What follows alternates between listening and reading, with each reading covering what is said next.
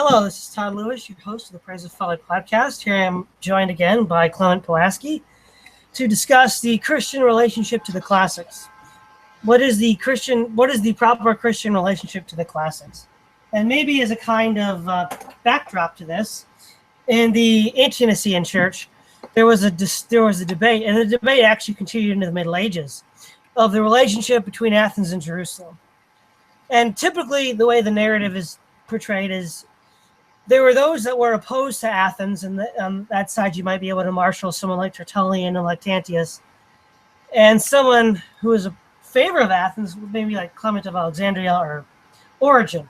Now, granted, it's somewhat of an oversimplification. Even those who were favorable to Athens were still critical of some of the philosophers, and even some of those who were critical of the philosophers embraced some of their insights. So it's not quite that cut and dry. But that does seem to be the backdrop. What is the Christian relationship between Athens and Jerusalem? So, Clement, what do you take on that? What's your take on that? Well, I guess we can start by discussing more broadly what the classics are, what we mean when we say the classics, just for listeners who maybe aren't that familiar with it, because throughout the history of Western civilization, every educated person would have known what the classics were and had a basic understanding of what the question is that you started the broadcast with. But a lot of people today, because of our modern educational system, maybe just don't really know even what we're talking about. So maybe just a brief definition of what we mean by the classics.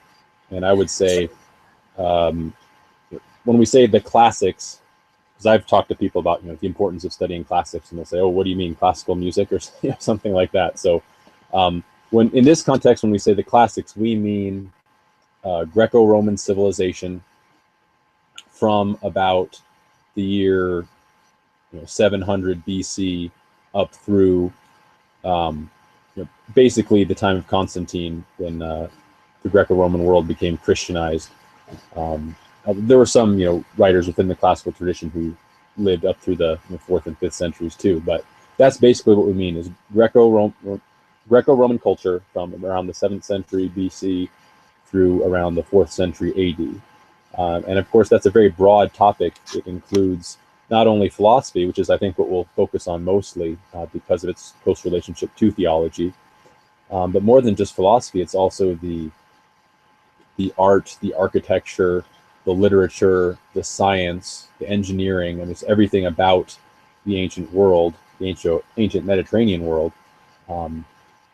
And as Christians going to we're looking at the question of how do we relate to Greco-Roman classical civilization, there are a few different ways of looking at the question, because whether we think that the classics have had a positive or negative influence on the church throughout its history, we can't deny that it has had an influence. So just for the purpose of being aware of where our civilization comes from, study of the classics is very important. So I wanted to start with that. I don't think the Christian view should be to ignore the classics at all, because I don't think that's really an option.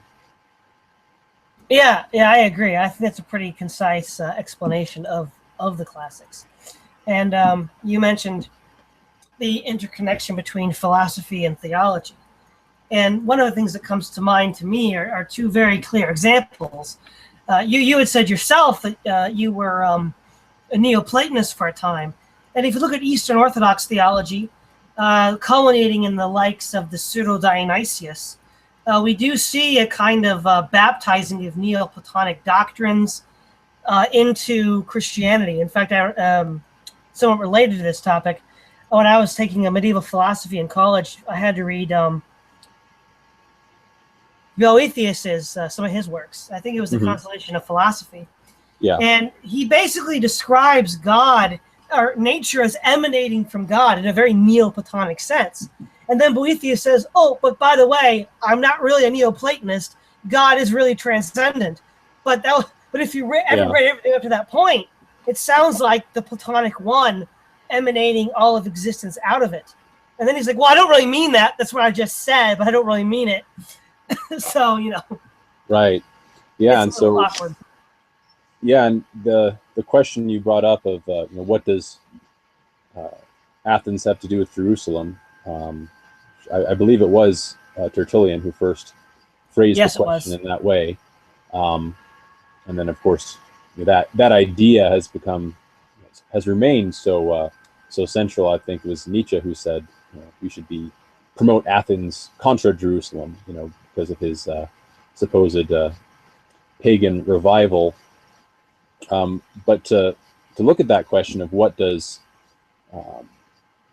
Athens have to do with Jerusalem, I think by the time you get to Neoplatonism, the two are unfortunately very intertwined.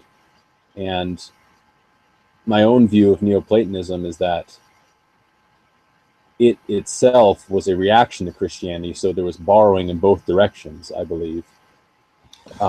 So just to give a sort of little bit of background on Greek philosophy, it emerged several centuries before Christ. You had Thales in the early 6th century, and he was sort of the first Greek philosopher whose history is recorded. So you had several centuries of different types of speculation in different philosophical schools. You had more materialistic, atomistic schools like the Epicureans and so forth, who held a view that was in many ways very similar to modern secularism. They believed that all that existed was atoms bouncing around in the void, colliding with each other and creating different sensory phenomena, but that there wasn't actually an immortal soul, or they kind of believed in the existence of gods, but didn't think they were really involved in the world at all. So you had that on the one hand, and then you also had the more Platonic or Pythagorean perspective, which was more monistic, believed in some sort of transcendent reality, but not a personal God, as in Scripture, where they don't really talk about their supreme principle having a will or having a direct personal relation with human beings. It's more just sort of an abstract principle of unity or goodness or something like that out in the universe. But by the time you get to the birth of Christ, the Platonic school had really declined to a large degree. And so it didn't really have that religious element that Neoplatonism had. And Neoplatonism really took off with Plotinus in the 3rd century, where he blended together not only Platonism and Aristotelianism to a degree, but also a lot of Near Eastern mystery religions. And when I say mystery religion, I mean a religion focused on initiation and occult rites that were only revealed to high-level initiates, and a lot of Egyptian Hermetic type ideas as well. But really, it seems like it was an attempt to compete with Christianity, because it focused more on ritual and gave sort of more personality to the gods than had existed in earlier Platonism. So it was sort of the pagan attempt to co-opt Christianity in a way, and of course that culminated with Julian the Apostate, who came to the imperial throne after Constantine, and he attempted to go back to a pagan establishment for the Roman Empire, and he was heavily influenced by Neoplatonists like Plotinus and Iamblichus, and he tried to make a more sort of unified, structured paganism, but of course, by the grace of God, it did fail. But at any rate, there was a lot of intellectual debate between Neoplatonists and the Church Fathers, and by the time we get to late antiquity, the Neoplatonists really had sort of absorbed the Aristotelian schools and the Pythagorean schools, and it was all kind of one general movement against Christianity. And there's a lot of close intellectual contact between Christians and pagans. You'd have people who grew up in the same schools under the same teachers of rhetoric or philosophy or whatever, and some would become Christians and some would become or remain pagans. So there was a lot of close contact. So it's not surprising that there was a bit of crossover there. Yeah, I think it might be helpful to sketch out briefly the what I call the Big Four. The Big Four schools of thought in ancient Greece. You had Platonism, the Peripatetic school, which followed Aristotle. That comes from the Greek word peripateo, which means to walk around. The Stoics and the Epicureans. The Platonic school was largely, of course, indebted to Plato and later evolved into Neoplatonism. And the Platonic school was, some of the central tenets were the distinction between the ideal forms, the eternal, unchanging, immaterial, true natures of everything that we see, and then the physical objects that we see that are imperfect representations of those ideal, perfect forms, which the Neoplatonists explain as a process of emanation from the source. And the body, much like Hinduism, was a prison or a cage that had to be escaped. And so through knowledge of the truth, one could escape this cage. And again, the Neoplatonists refined and perfected that doctrine. Now, by the time of the 4th century with Iamblichus and the 5th century with Proclus, Neoplatonism had somewhat devolved into a crude form of magic. And one could even argue that the appropriation of Neoplatonic thought, the actual term is theogory, God works, which means but through certain ritual actions you can become one with God. You can go back to the source that you came from. And in many ways, that's what Pseudo-Dionysius did. He brought that magical occult practice into Christianity by adopting the teachings of Iamblichus and Proclus. The other school was Aristotle, the Peripatetics. Aristotle's school was more moderate than some of the extremes of, say, Epicureanism or Platonism. It did believe in a transcendent deity, the unmoved mover, which was the Aristotle argued that if A moves B and B moves C, well, what caused motion to begin with? If motion is caused by something else moving it, then you never have motion at all because you have an infinite regress. Ergo, it had to be the first mover. But generally, though, he wasn't very spiritual in the sense that Plato was. The soul was merely the form of the body. He was more practical. I think he was a biologist by trade. And so he had a more of a scientific outlook on things and was more I'd rigorous. say the founder of biology more than just a biologist. But yes, Aristotle was a great cataloger and analyzer of the natural world and was the first to do so in a systematic fashion in the West. And then there's the Stoics.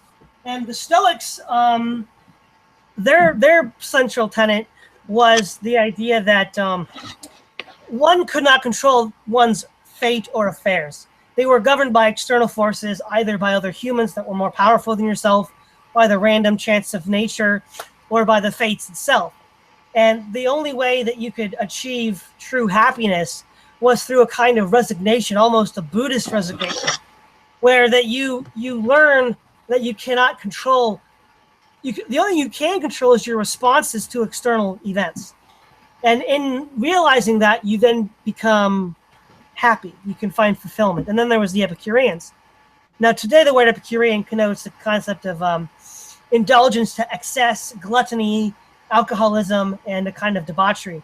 But classic Epicureanism argued for pleasure and moderation. They would argue that the hangover is equally as painful as having an unsatisfied desire. Hunger is equally, an upset stomach is equally unpleasant as hunger. So you don't eat to the point where you get an upset stomach because that also becomes painful. And so it was a more moderate enjoyment of pleasure than the kind of crass hedonism that we might imagine today.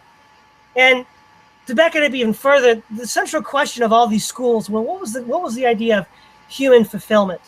What was the good? There was certain schools that resorted to unrestrained pleasure, which was called pleonexia, which was someone like the Cynics to some extent, and also the I forget the name of another school, but there's another school that was extremely indulgent and argued for that stuff as well. Now the Big Four tended to reject pleonexia as a kind of crass, vulgar philosophy. and that the good life could be achieved in either A, transcending the body, as in Platonism, B, moderate temperate pleasure, as in the case of the Epicureans, C, resigning the fact that the only thing you control is your reaction to external affairs, the Stoics, and then B, Aristotle, cultivating the virtues. And so that's the context for Greek philosophy. And it's a very good brief explanation of those. I'd add a second central question. You said the one central question is, what is the good, or what is the good life?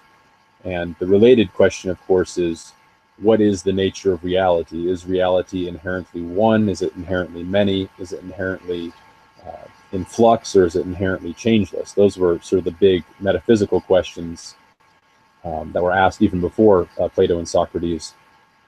Well, exactly. By the earlier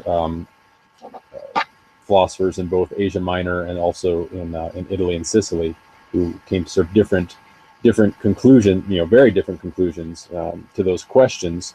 And I'd add a few other things to sort of draw out a little bit what these different philosophical schools were actually like and how extreme they were in some cases.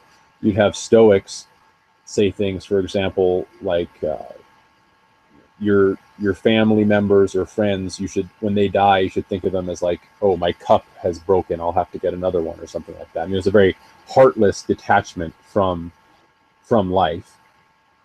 And same with the Epicureans, because they sought to maximize pleasure while minimizing discomfort.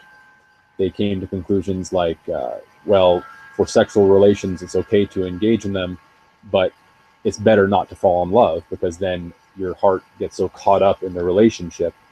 So once again, it sort of goes against a lot of our innate human feelings that we have. And then with the Platonic school, the other big thing I would emphasize, in addition to their focus on the forms and the ideal world, was the idea of reincarnation, which is very central to both Platonism and Pythagoreanism. The idea that the soul existed, in some cases, from eternity, and just goes through these eternal cycles of falling away from the one and being ensnared by the flesh in some way, and going into lower grades of existence and being reborn as a human. And so the goal for the Platonist is the way that one transcends the physical world is through the process of recollection. Because we lived before this life in a spiritual realm, we beheld spiritual realities, and we still have a latent memory of those spiritual realities. So all of life is returning back to that origin, if that makes sense. So I think people today have such a sort of low understanding or low respect for philosophy that they don't quite understand how philosophy in the ancient world could really shape someone's entire life. I mean, their philosophical commitments were much more extreme than ours are today. I mean, you had the extreme skeptics, and I forget which skeptical philosopher this was. Of course, you have today people claim that they're skeptics, which really is a dishonest postmodernist trick, because they'll say, oh, well, I'm a skeptic, that's why I don't believe in God, that's why I don't believe in traditional morality. But then, of course, they're not skeptical when it comes to left-wing moral orthodoxy, and there's no skepticism at all. On the other hand, in ancient Greek times, the skeptical philosophers, some of them went to the degree of just refusing to make decisions about anything. There's stories of, they relied on their pupils to make decisions because they were so skeptical. They so disbelieved the possibility of having true knowledge that they just wouldn't deliberate or make any choices. So philosophy, for those who joined the philosophical schools, was a very serious business compared to the way people study philosophy today. In many ways, the Greek philosophical schools were like religious denominations. They were, yeah, much more so than philosophy is. Different philosophies are today, because they studied together, worship together in some cases as well. Yeah. In fact, you mentioned some of the questions that were interesting to philosophers even before the Big Four. like the one and the many, or flux and stasis. Well, right, you had Parmenides, who argued that, or Zeno, that argued that motion was an illusion and everything was static. And then you had Heraclitus, who argued that everything was in flux and permanence was an illusion. And of course, Plato, with the forms, the eternal unchanging reality, and then the physical world, tried to synthesize the insights of Zeno and Heraclitus. Now, one of the things that's interesting is, even though we might disagree as Christians with Plato's ultimate conclusion of forms, or the Neoplatonic conclusion of the one, I think there's a certain kernel of truth in that synthesis. That is that the spiritual realm is unchanging and permanent, and the physical realm, to some extent, A, partakes in it, and B, is contingent and changing. I think that insight, if not exactly explained correctly in a Christian theological sense, is still a valid and largely correct insight. Yeah, and Plato has generally been regarded as the most proto-Christian of the ancient Greek philosophers for a lot of for the reasons you mentioned, and others also. If you look at, well, of course, there's the question of what Socrates himself actually believed and what Socrates was made to say by Plato in his dialogues. But the philosophies of Socrates and Plato are often conflated for good reason, because it's difficult to say really where one begins and the other ends. But if you look at the ethics of Plato and Socrates, they often approached more Christian ideas as well. One of the ideas that Plato has Socrates express is that you should wish good for your enemies as well as your friends, which was, of course, a very upside-down perspective for the pagan Greeks. The Greek maxim was, you should help your friends and harm your enemies. And Plato, Socrates, argued that was wrong, that you should wish good on everyone.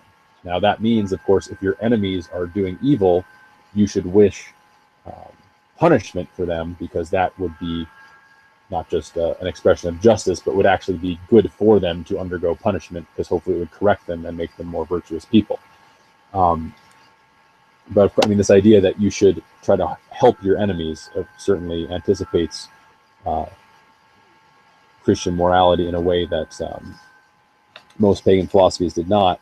Now, it's also important to note that throughout the early church, and I guess throughout all of church history, really, there's been the question of, to what degree, if any, were these ancient philosophers actually influenced by biblical teaching, specifically Old Testament teaching. There was a strong opinion amongst certain of the church fathers that Plato had read the books of Moses, or maybe the books of Solomon, and that's where he got his ideas. I'm not sure how plausible that is, but certainly a lot of the ideas that originated with the Bible would have been passed along from one culture to the other, of course getting corrupted along the way. But just because there are echoes of biblical teaching in Plato, it's quite possible those were actually biblical influences, though perverted to a large degree by the time they got to him. Yeah, another philosophical school that I think has proto-Christian templates are the Stoics. The Stoics and their advocacy for brotherly love and fraternity amongst people within the Stoic faith or philosophy is analogous to Paul's teaching of brotherhood and unity amongst men and women, and Jews and Gentiles, and Scythians and Greeks. Also, the idea that the Stoic notion that external pleasures or external desires are distractions, I think is also predictive of some Christian beliefs, right? Because Christ tells us that commitments to family can get in the way of the truth of following him, can get in the way of these other external affairs, while in themselves may be good, if valued inappropriately, can get in the way of the search of truth. And I think the Stoics, in some sense, got some of that right as well, though not in the sense that an Orthodox Christian would say it's right, but it's kind of a... I would say it's important to point out the differences, though, because of course we're commanded husbands to love their wives like Christ loved his church, and that's not something that a Stoic would say, I don't think. Or any Greek. No, or any Greek. And the representation of Jesus in the Gospels, I think, actually caused a problem for a lot of Greek philosophers and philosophically minded people in the pagan world.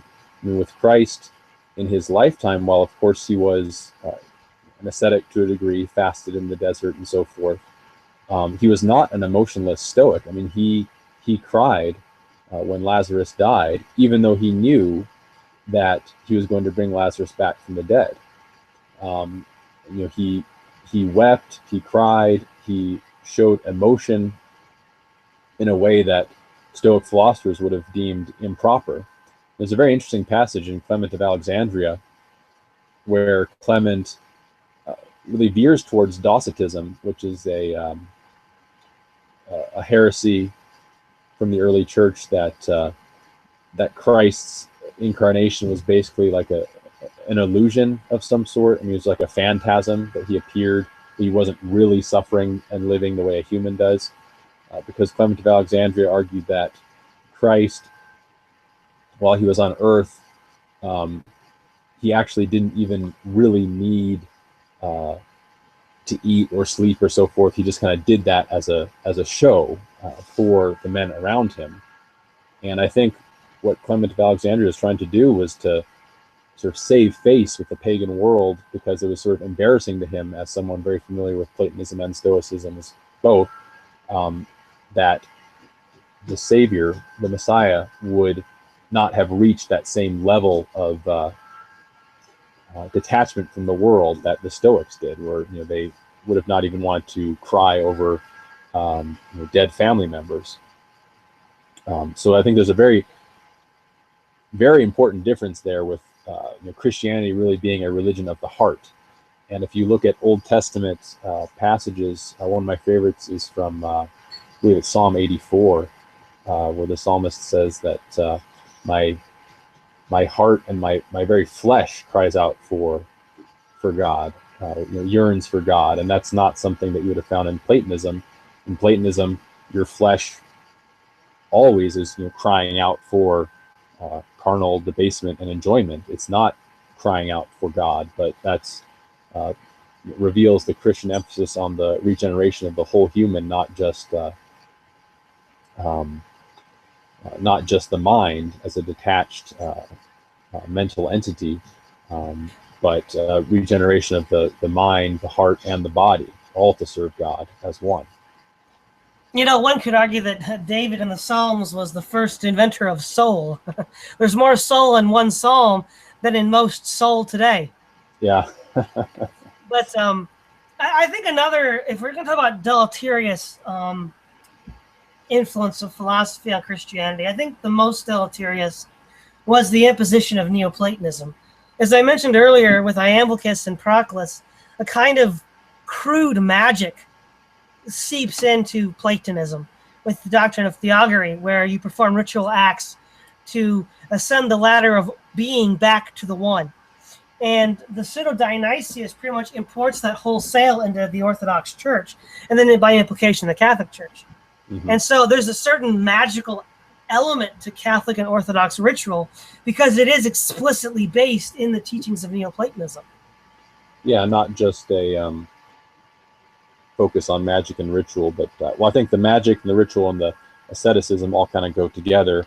I'm of course reminded of a scripture passage that maybe we should have even started the broadcast with, which comes from Colossians chapter 2, verse 8, where it reads, beware of philosophy and vain deceit.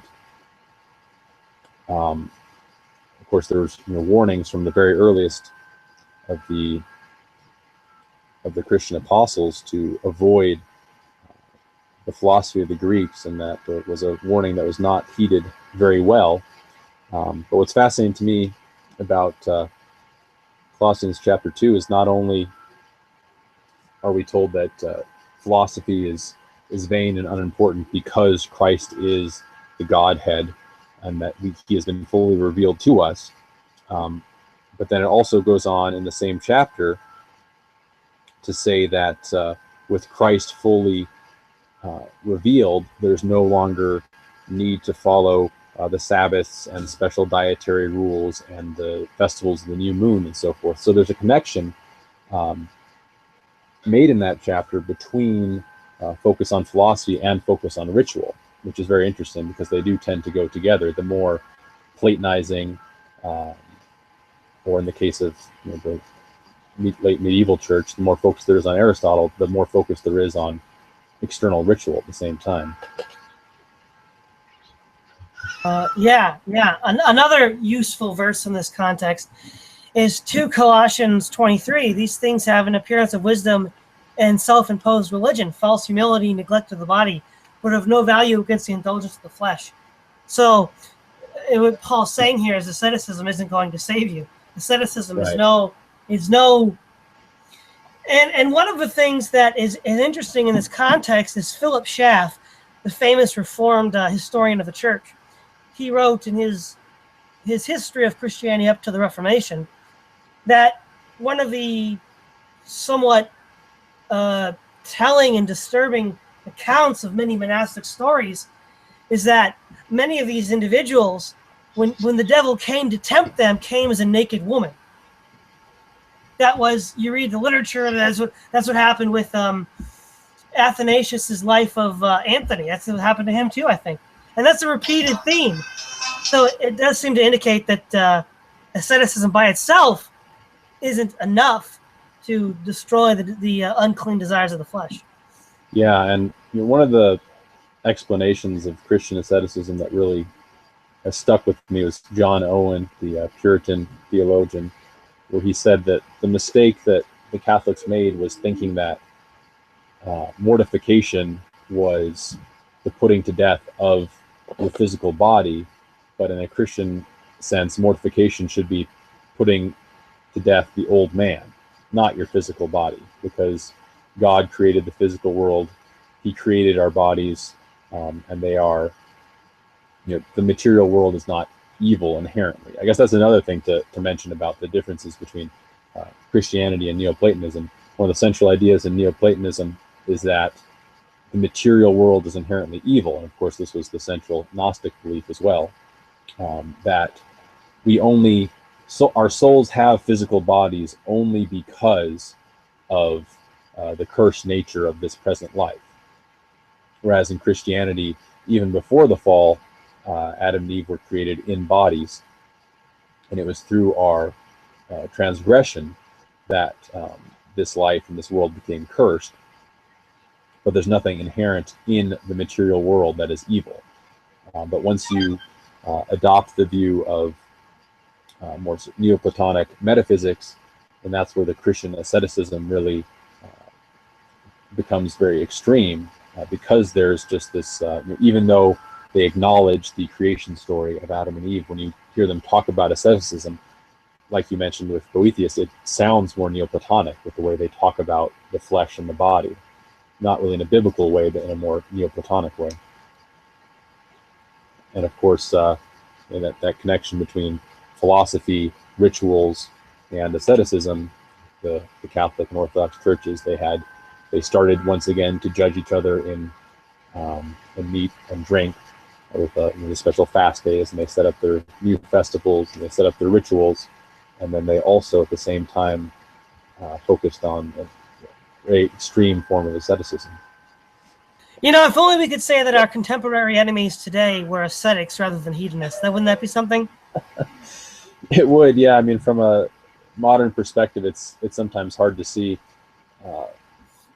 how dangerous it was.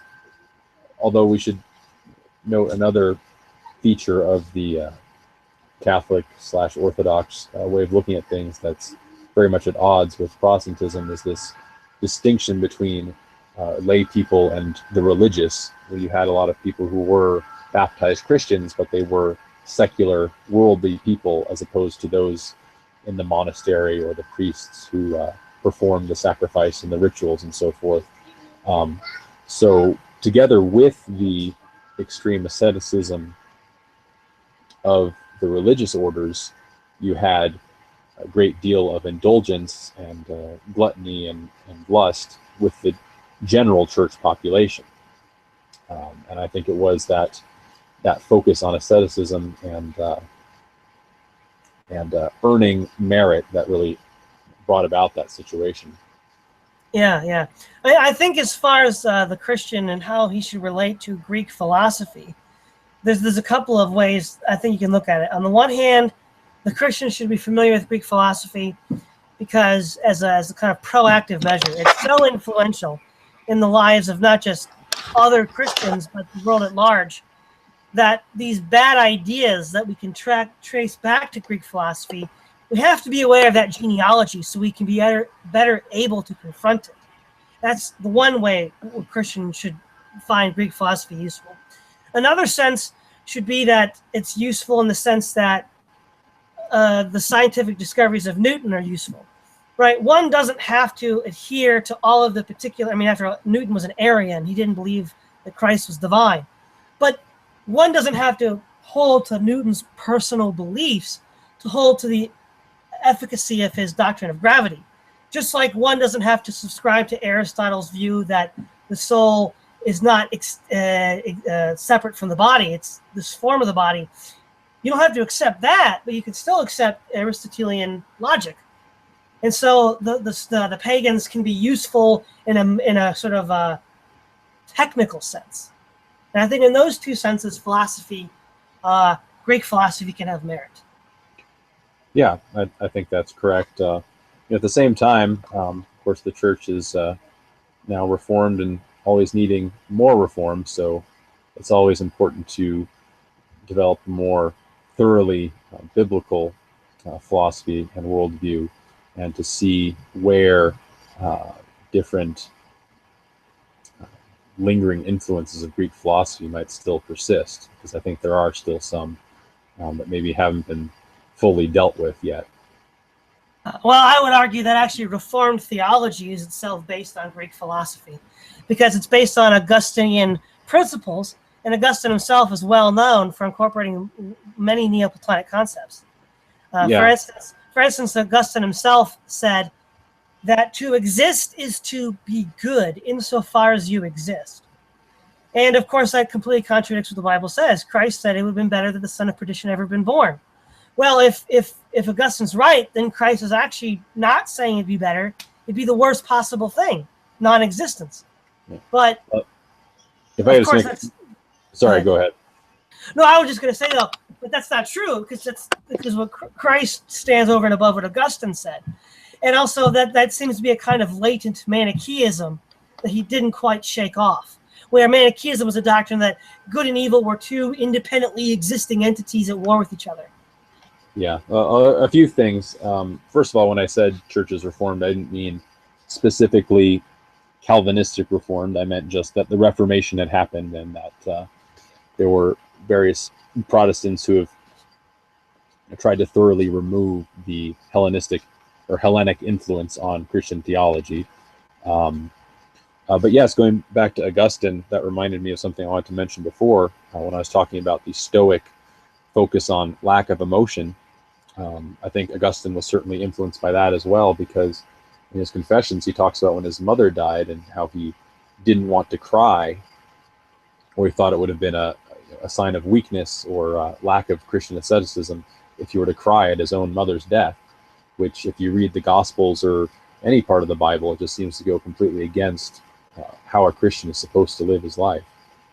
But yes, there was throughout Greek philosophy this idea of evil being non-existent, which once again goes against very much what the Bible teaches. But that's one of those ideas that you'll see over and over again in the Church Fathers and later scholastics as well. This idea that evil is non-existence. Once again, a very sort of, I guess, dry, I would say in a way, heartless view of looking at things. Yeah. Now, briefly, the other aspect of the classics that I think deserves merit is literature. Specifically, we can think of the great works of pagan antiquity: the Iliad, the Odyssey by Homer, the Aeneid by Cicero, and then, of course, there's the Greek tragedies and dramas of Aeschylus and others. And yeah, I mean, on the one hand, that there is, especially in the drama, there's this kind of crass hedonism and vice that was sternly condemned by the church, and from its earliest days. And I think that there's dubious value in some of that. But when you look at some of the more sweeping epics like the Iliad, the Odyssey, the Aeneid, or even lesser known things like Horatio at the Gate, the Roman that held the bridge against the invading army, there's certain applicable truths that one can draw from those, in the same sense that with the flawed lives and characters of Old Testament saints, like say a Solomon or a David or an Abraham or a Samson, we can from those flaws derive deeper truths. And I think in some sense those Greek and Roman epics can also serve as a place to mine truths from these flawed human examples. Yeah, I mean, a few comments there. I mean, first of all, I guess I want to make clear that ancient Greco-Roman society, the day-to-day lives of most people were not governed by philosophical ideas. I mean, the philosophical schools were famous and influential to a degree, but the percentage of people who actually lived as these devoted philosophers is really pretty small. I mean, you had a very, as you mentioned, crass pagan popular culture where you had some of the great literature.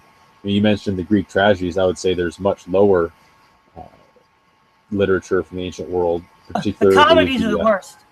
Well, I would say the erotic love poetry too. That's it. Yeah, like Ovid. Yeah, you have Ovid, and you have Tibullus, Propertius, all these great Catullus, Latin love poets who wrote poems not just about loving women but men as well. And of course, homosexuality was very prevalent in the ancient world. And even going back earlier with the Greek lyric poets, you had Sappho, who was so famous for her same-sex attraction that it's become a term to describe lesbians, a Sapphist. So you had very crude sexual poetry and other literature. I mean, you had, if you read some of the stuff by Ovid about basically his pickup artist manuals, where he talks about how to lie to different women in order to bed them and so forth. There was a very strong pagan popular culture that didn't have much to do with philosophical teaching at all. And one wonders how much Rus V has read Ovid. Well, yeah, I don't know. I mean, as you mentioned before, if only our enemies were ascetics, I would say if only our enemies were as talented from a literary perspective as Ovid. They're certainly not. That too. People spend their entire lives analyzing the poetic technique of people like Ovid and Catullus, and for good reason. I mean, poetry in the ancient world and drama was a much more refined art than it is today. And there are layer upon layer of meaning and allusions and literary devices and so forth in ancient literature. It was even quite common for Puritans to allude to those same classical sources. When a Cromwell dissolves the Rome Parliament, he says he's cleaning out the Augean stable, which is a reference to one of Hercules' 7 quests. Yeah, no, and it became the literature, classical literature, definitely was a model throughout the medieval and Renaissance periods.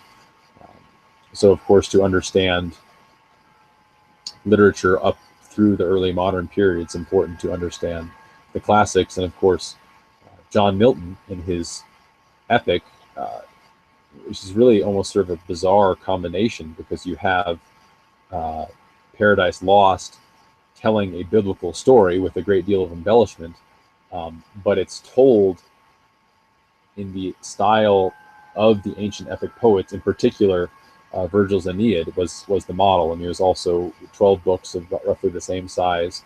The epic meters there, the epic style, the epic description of characters and events, and Satan with his demons cast down to hell are very much like, the way they talk to each other is reminiscent of how the gods convened in the old Greco-Roman epics.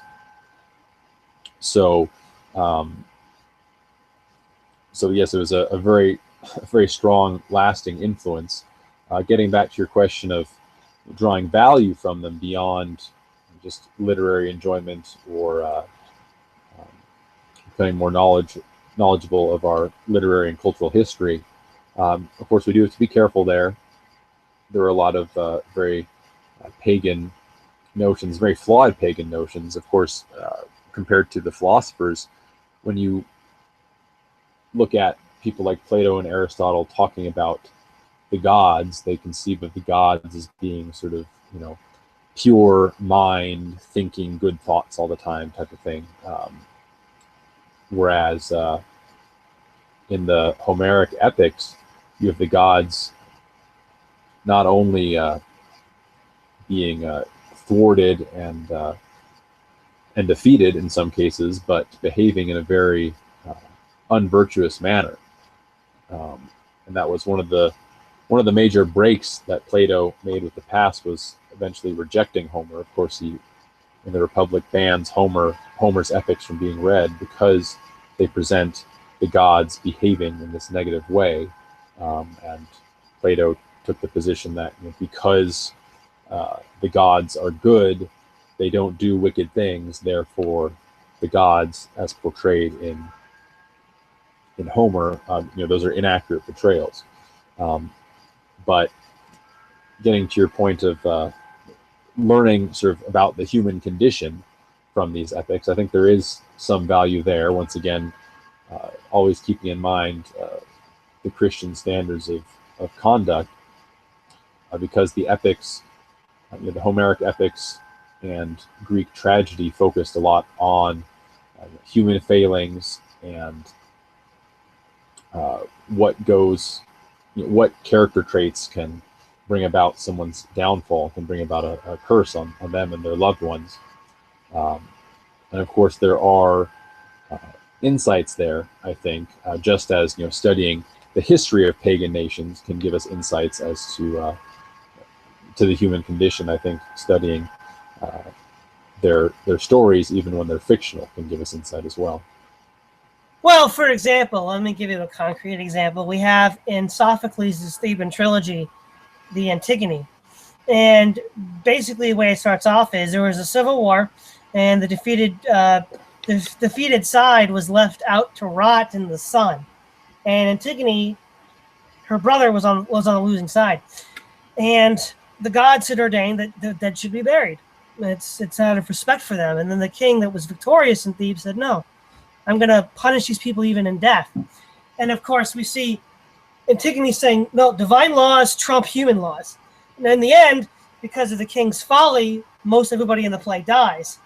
But what we do see in Antigone is a kind of premonition of a kind of noble attempt to appeal to a divine standard of law that trumps human law. And in that sense, I think, again, we can see this echo or this premonition of Christianity in the same way we could see it with the Greek, like Platonists. Mm-hmm.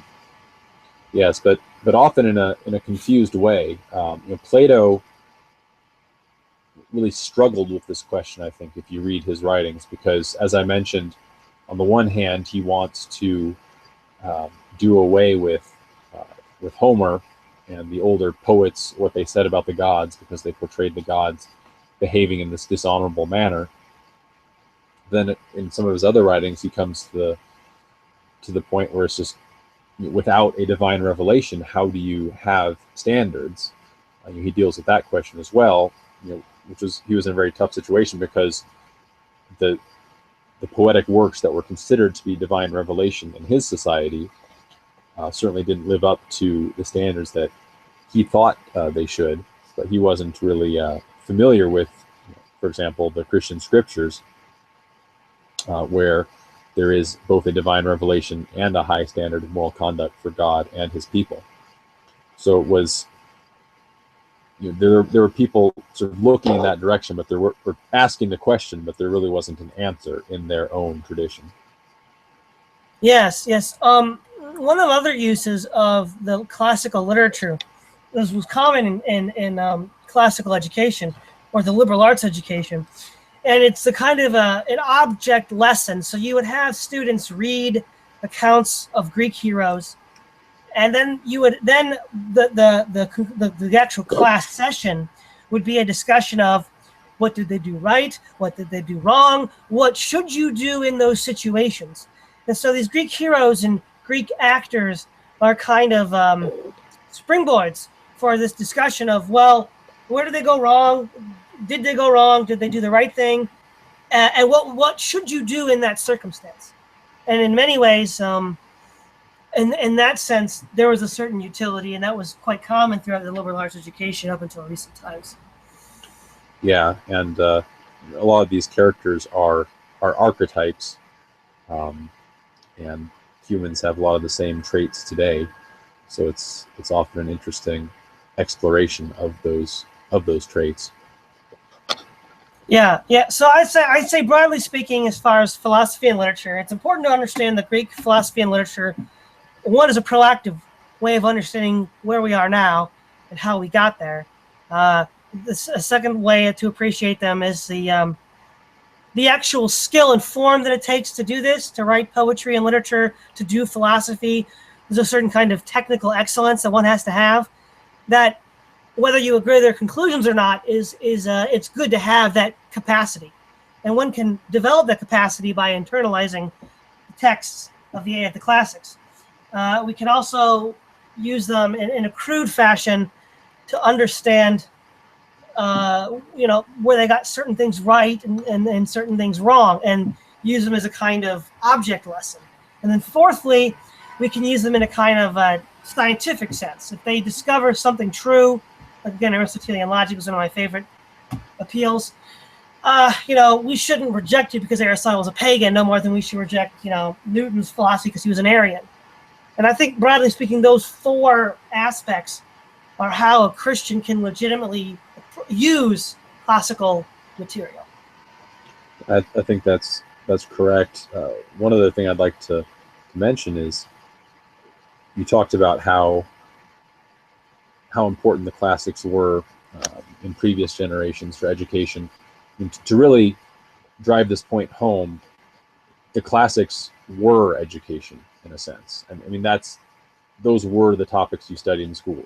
If you went to university, you learned Greek, you learned Latin, you studied philosophy with the classics, you studied mathematics through the classical mathematicians, you studied literature by reading the classics, you studied history by reading Tacitus and Caesar's accounts of his wars and so forth. So you covered all the liberal arts subjects and also mathematics through the classics. I mean, that was education, basically. And we've gotten so far away from that now that most people will just scratch their heads if you start talking about these authors. But that's what it meant to be an educated person, was to be able to talk about the classics, which was both a good and a bad thing. I mean, Luther warned that the Gospels should be the center of the central focus of education, not the classics. And he complained about schools getting away from that. So I think that really sums up the Christian perspective. Is it can be valuable, it can be important, but it should never draw your focus away from the Gospels. Yeah, exactly. I think we've just about run out of time, but thanks for coming on. And I'm sure we would hope to have you on in the future for future podcasts. Yeah, absolutely. Thanks for having me. All right, this is Todd Lewis from the Praise of Folly podcast, signing off.